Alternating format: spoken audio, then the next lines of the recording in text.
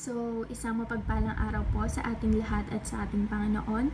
So, I'm Nicole Donawan from Batch 6 and ito po yung una kong devotion at sobrang saya ko po kasi ngayon ko lang po matatry ito. So, today po, i-share ko kung ano natutunan ko sa ating devotion with Pastor Russell. So, ang concept natin is bakit tinatawag si Jesus na Logos or Jesus the Word Logos? Jesus as the Logos means He is the eternal and divine Word through whom God reveals Himself. Before creation existed, the Word already was fully God, perfectly wise and actively speaking life into all things. As the Logos, Jesus shows us God's heart, God's truth, and God's plan of redemption. He is not merely a messenger of God's Word. He is God's Word made known, the ultimate revelation of who God is and how He saves. So, ang Bible readings po natin is John chapter 1 verse 1 to 3. Sa simula ay ang salita at ang salita ay kasama ng Diyos at ang salita ay Diyos. Yung number 2, sa simula ay kasama na siya ng Diyos. Matlo, lahat ng mga bagay ay ginawa sa pamamagitan niya. Kung wala siya ay hindi nagawa ang anumang bagay na ginawa. So, ang ibig sabihin po nito is sa simula pa lang or salita is si Jesus yon. Simula pa lang kasama na niya ang Diyos. Kung wala siya, hindi malilikha ang lahat. Hindi magkakaroon ng buhay, hindi magkakaroon ng mundo, hindi magkakaroon ng tayo.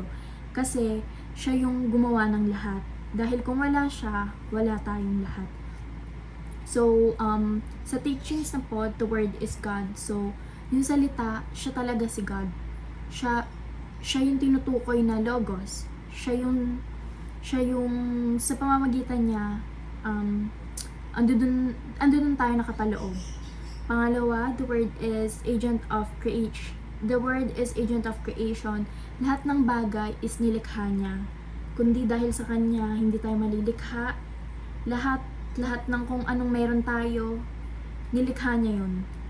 Parang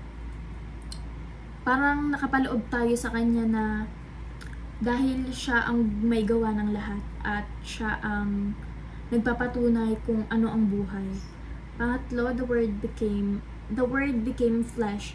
Si Jesus ay naging tao. Si Jesus na-experience niya kung paano maging tayo. Kaya siya naging tao is para maligtas tayo. Naranasan niya lahat din ng hirap, lahat din ng sakit. Kasi naging tao nga siya para mapatunay sa atin kung gaano niya tayo kamahal. So, application, grow in your relationship with Jesus. So, syempre, para sa akin, so bilang parang pagpapasalamat sa Kanya, kailangan natin mag-grow ng relationship sa Kanya, kailangan natin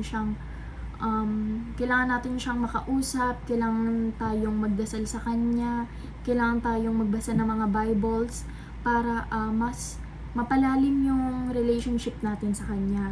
Pangalawa, fellowship with Jesus and His church. Ayun nga, parang sama ka sa mga fellowship groups, sa mga community groups, sa mga small groups para sama-sama tayong papurihan siya, sama-sama tayong itaas siya, sama-sama tayong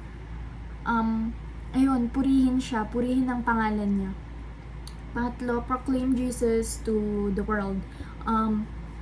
Kailangan nating itaas ang pangalan niya, kailangan nating i-share to sa ating mga kaibigan, mga kamag-anak, loved ones. Proclaim natin yung pangalan niya para magte-testimony tayo kung paano niya binabago ang buhay natin, kung paano niya ginawa or kung paano niya tayo tinutulungan, paano niya tayo ginaguide, kung paano niya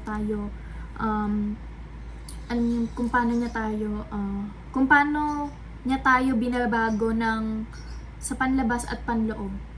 Ayun.